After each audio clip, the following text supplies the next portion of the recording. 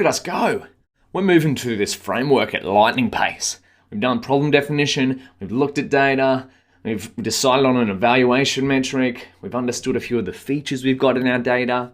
Now we're up to step 5, which is modeling. Now, there's a few parts to modeling, so we've broken this down into 4 different sections. And we're in section 1. And this is probably the most important concept in machine learning, the 3 sets. And now, over the whole of modeling, we want to answer the question, based on our problem and data, what machine learning model should we use? Modeling can be broken down into 3 parts: choosing and training a model, tuning a model, and model comparison. Before we get into these, though, part 1 of modeling is, and the most paramount topic to discuss in this whole entire course, is the most important concept in machine learning: the train, validation, and test splits, or commonly referred to as 3 sets. Now, since you want to be using machine learning models to gain insights on some data to predict the future, it's important to test how well they would go and do in the real world.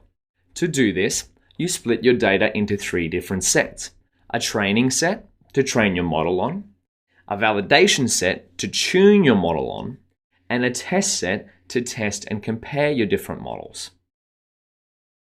Why is this important? Think of it like this. When you're at university, you might study the course materials all through the semester. Then, before the final exam, you might see how you can improve your knowledge on a practice exam. After doing well on the practice exam, you're confident you'll do well on the final exam. You take the final exam, and although some of the problems you've never seen before, you're able to adapt the knowledge you've learned from the study materials to the slightly different but similar questions on the final exam. Because of this, you pass the final exam with great marks. This adaptation that you had from the course materials and practice exams to the final exam is referred to in machine learning as generalization, or the ability for a machine learning model to perform well on data it hasn't seen before because of what it's learned on another data set. Now, where might this go wrong? Well, if your professor accidentally sent out the final exam for everyone to practice on, when it came time to the actual exam, everyone would have already seen it. Now, since people know what they should be expecting, they go through the exam, and they answer all the questions with ease, and everyone ends up getting top marks.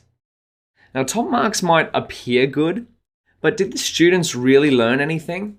Or were they just expert memorization machines? For your machine learning models to be valuable at predicting something in the future on unseen data, you'll want to avoid them becoming memorization machines.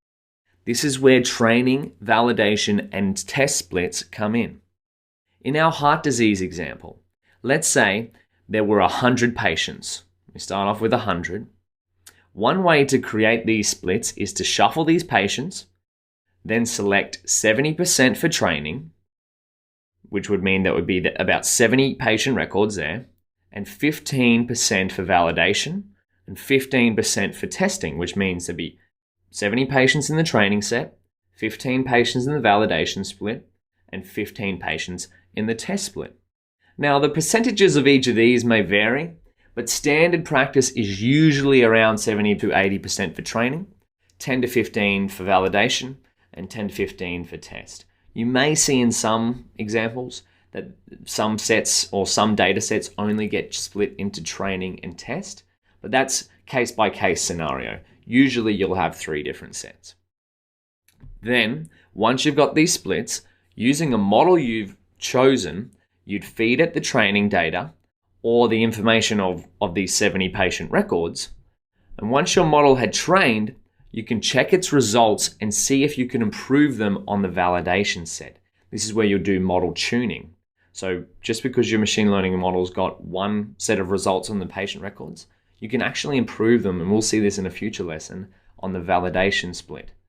Well, the validation split is where you should be testing to see if you can improve it.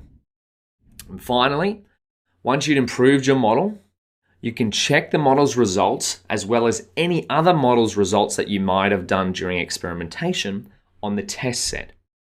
What's important to remember is that all three of these sets are separate. During training, the model never sees a validation split or the test split. And during testing, you're doing it on the test split, not the training set. It's the same as when you were studying for your exam. If you saw the final exam whilst practicing, that would be cheating, and your final result wouldn't reflect how well you'd learned. For now, think about the last time you went for a test.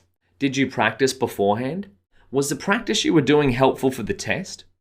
And when you're thinking about this, try and think of how it aligns to why it's important to not let a machine learning model see a test set or a test data split whilst it's training.